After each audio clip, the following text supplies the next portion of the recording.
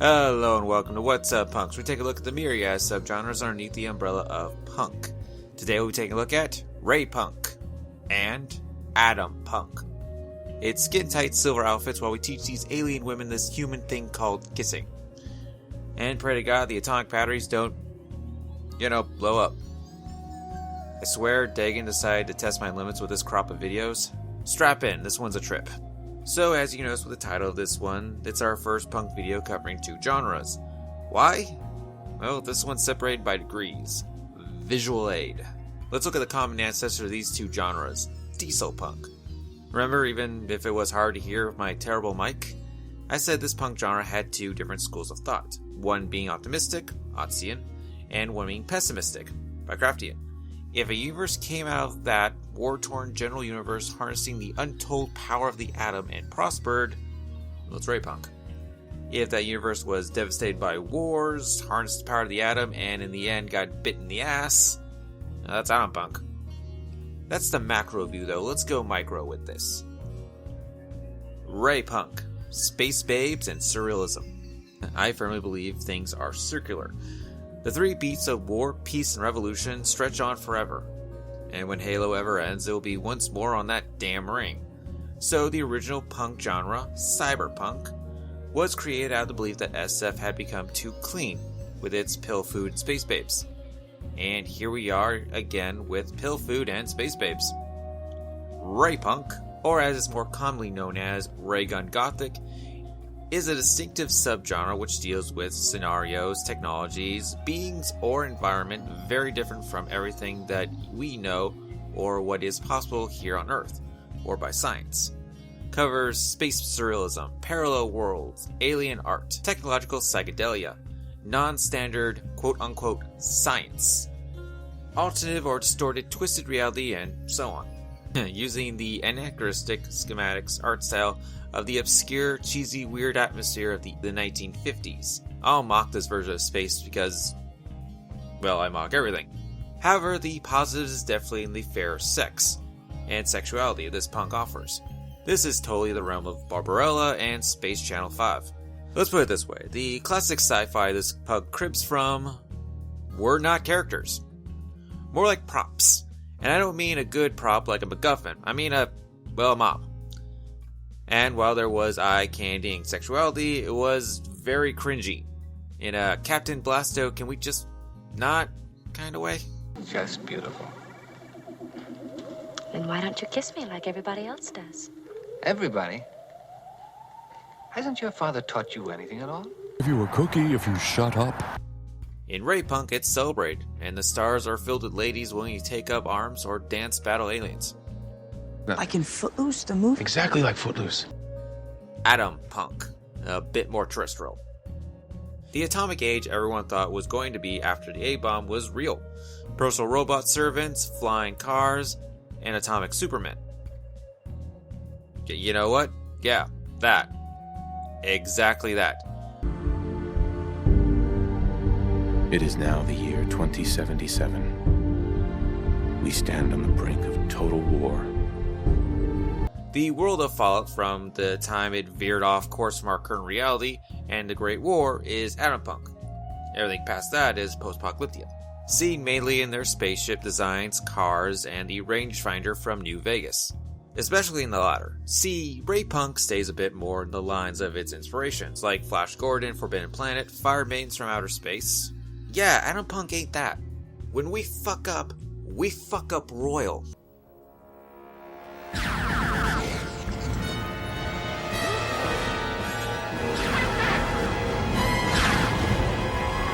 Your stupid minds! Stupid! Stupid! Take the prototypical Atompunk story, the Iron Giant. In Atomic Age SF, the tradition would be thus. Vin Diesel would be every bit the personable WMD he is, and this weirdo would be the hero. And they'd save the day by frying the big man with power lines. And the power of America! Those that know the film know that it did not go down that way. And the punk of it all of Atompunk is turning those classic ideas on their head, kicking mankind down a peg. We must be ready every day, all the time, to do the right thing if the atomic bomb explodes. Duck and cover. That's the first thing to do. Duck and cover. First, you duck. And that maybe what Q said was true. It's wondrous, with treasures to satiate desires both subtle and gross. But it's not for the timid. What? I'm Pinhead, baby. Just because I don't subscribe to the Roddenberry doctrine don't mean I can't quote from it.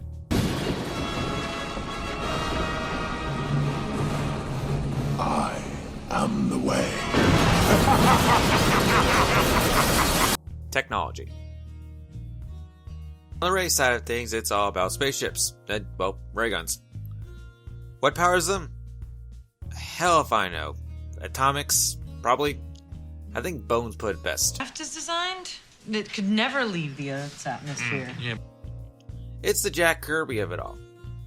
As much as we love the Razor Crest or Serenity because they feel real and lived in, they're very basic design-wise. Raypunk was spaceflight by the guys that made the Chevrolet. Fins because they make the ship go faster. That's just hard science. On the atomic side of things, well, what if we pulled a Tony Stark? Never been particularly effective until I miniaturized it and put it in my... No. All the power of a reactor down to the size of a battery, and what wonders could we achieve with that power? Or others could use against us. While Raypunk has dome cities that look at home on a prog rock album cover, ornate, opulent, and surreal, Atompunk cities are closer to what they would look like in the time period, but with more toys. Technology-wise, the biggest difference between the two goes deeper than just the toys, but what it represents. Like I said, Raypunk might as well be magic because that's not the focus. It's about space and the romantic adventure of it all, and just how alien it truly is to our human sensibilities and logic. Atompunk tech is almost always an allegory for the awesome responsibility of splitting the atom, even in stories where the atomics are no longer used. In the OVA, Giant Robo, Shizuma Drive outmoded all other forms of power, and the organization Big Fire found a way to neutralize the drive, creating social collapse. But in reality, the drive also had sort of a downside. It drew great amounts of power without any, fissionable material, because instead it used equivalent exchange. So coming and going, it's not exactly a perfect power source. The difference between the two was what now? Or in the Fallout universe, a case of a little too late, while they harnessed the power of the atom, filling every promise the leaders and media of the world told us would come from splitting the atom, even the atomic supermen. Human, you're free to walk around. Just don't stare at the Nightkin. They don't like people looking at them. And if you're NCR, keep it to yourself. Aesthetics. Atomic punk and Raypunk fashions tend to draw heavily inspiration from how people in the 50s and 60s viewed how the future was going to look, so a lot of outfits seen in pulp science fiction. It's totally retro! Why is everyone wearing those rings? Duh! Because nobody wears them anymore. Rings are stupid. I think they look cool. To be the primary focus of atomic punk fashion, as well as t-shirts adorned with graphics invoking the cover of Pulp Fiction comic books of the time. Spacesuits with clear glass sphere helmets. On the architectural side, we got Guji architecture, a type of futuristic architecture influenced by car culture, jets, and the space age, and of course the atomic age, beginning in the South Californians and straying outward. Key characteristics: upswept roofs, curvaceous geometric shapes, and bold uses of glass, steel, and neon. Guji was also characterized by the space-age designs symbolic of the motion, such as boomerangs, flying saucers, diagrams of atoms, and freeform designs such as soft parallelograms and an artistic palette motif. Where did Atompunk Raypunk start? With my all-time favorite cyberpunk writer, William Gibson. In his story, The Gernsback Continuum, Cohen, an American photographer, begins to enter the world of his subjects with increasing vividness. Daleta, a noted pop artist historian, the prime mover behind the latest Barris Wotfold project, an illustrated history of what she called America's streamlined modern. Cohen called it a kind of alternate history, a 1980s that never happened, an architecture of broken dreams. Or does Raygun Gothic? Like science fiction temples built by some lost sect who dressed in white togas and transparent sandals. Yeah, I can't find where Punk was pulled into this, probably because it's freaking William Gibson. Is it the best pedigree? No, but I've heard worse. Real life Raypunk, Atompunk. Gucci's 2017 Fall-Winter Collections campaign, which heavily features 1950s and 1960s inspired prints and styling catalog to play homage to the science fiction cinema of tropes, completed with alien babes and Robbie the Robot. Atompunk Opera. Yep, Paul Schaefer concluded his events set in motion by the Dolls of New Albion and his New Albion Radio Hour. So this one takes place right after the truly amazing Dear God Listen to That album Dieselpunk Opera, The New Albion Radio Hour, a Chaos Theater gold standard product. So this one, an Atompunk Opera, The New Albion Guide to Analog Consciousness. TLDR, not good. More meh. I did not like this one. Sorry, I've made my feelings on prog rock clear in these videos, and I get why other people may enjoy it, but it's just not my thing, and Analog has its weird tone marks all over the place. Also, even with the time skip, I could follow the radio hour easily. This jumbled mess of plot ideas lost me cold. People are dying and getting reincarnated. Somehow. The voodoo punks are still around, which is great, but they want to leave New Albion for a city, or a planet, or both. Someplace called Elysium. Also, please, sci-fi writers, stop naming places Elysium. The Mascot 3000, a Pip-Boy with a personality, just seems shoehorned in because the next stop's Cyberpunk. Yeah, honestly, outside of good old Robbie the Robot, I never ran into smart AIs in my research for this punk genre. If someone else has found them, I'm sorry, I haven't. Also, the Overture is telling a way more interesting story than what we got. There's an oracle now who the middle classes all flock to, though it's a radiated pile of ooze. Outside of Shopalagus, I pray to God I'm pronouncing that right, a mini-city of shops and decadence is a clever idea. The Overture and my boys, the Blood Red Dogs, defending what's left of the voodoo punks instead of being jackboots. Love that song. Honestly, I wouldn't listen to this. Unless you want to give it your first shot and complete the, New Albion trilogy, quadrilogy, whatever it is. Go for it, but again, this one stopped me cold. Sorry. My recommendations. Barbarella. Gonna be honest with you punks, this is a weird one. If you ever looked at a Yes album cover and was like, yes, that, but live action, check out this movie. Based on a French comic series of the same name, it's the year 40,000. After peacefully floating in zero gravity, astronaut Barbella lands on the frozen planet Lithium and sets out to find a renowned scientist, Duran. I told you this one was going to be weird. In the city of Sogo, where a new sin is invented every hour. Blown all its fuses! My goodness. You've exhausted its power. It couldn't keep up with you. What kind of girl are you? The Iron Giant. During Cold War, shortly after the Soviet Union launched Sputnik, in October 1957, an object from space crashes into the ocean, just off the coast of Maine. But no, I'm not going to do a Stephen King joke. Moving on. And then enters the forest near the town of Rockwell. While the giant is an atomic weapon of war, a brain injury and hanging out with a kid named Hogarth gives the giant a spark of humanity. I'm Superman. Giant Robo. What, you know what I'm about. The year is 2039. Mankind has found a pure, clean, infinite recyclable power source known as the Shizuma drive. It serves perfect well until power-mad underworld organization has found a way to make all the drives inoperable. Luckily, a branch of Interpol known as Experts of Justice. It was a different time. Moving on. Not only Daisaku Kazuma, a young expert member, must control Giant Robo to battle the evil of Big Fire.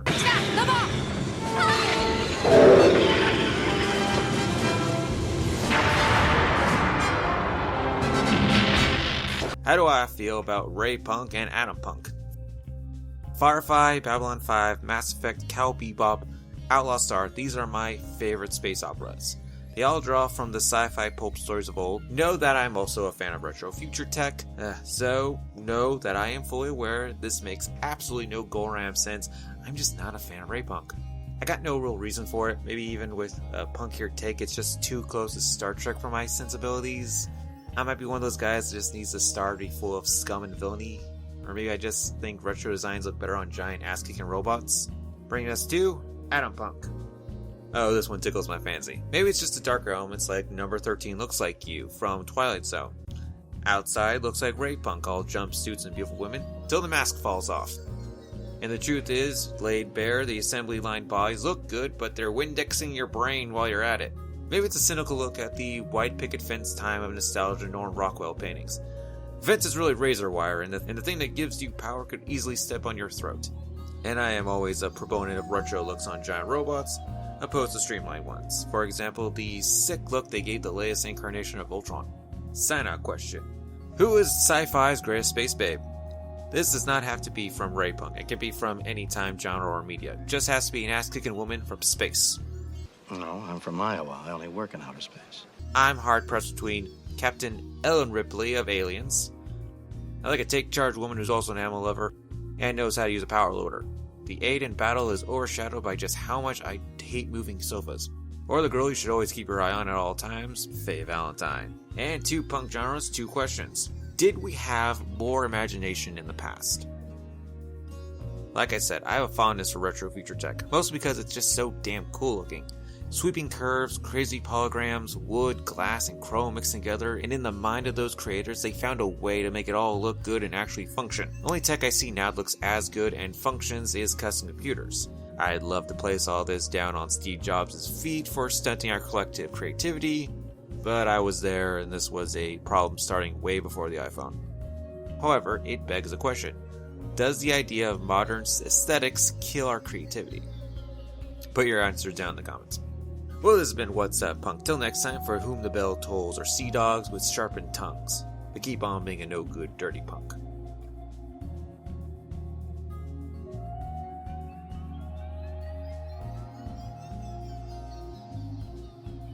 You know it, you love it, here's the spiel, let's do it. Hit subscribe to be my subscriber. Hit the bell so you know when I've actually posted stuff. Still no idea why those 2 things are separate now, but whatever. And of course, hit like to appease the algorithm gods. All fear and praise. On a list of whatever YouTubes, I am also probably not going to get any ad revenue for these videos, so if you would be so kind, check out that Patreon and the GoFundMe. Links in the description.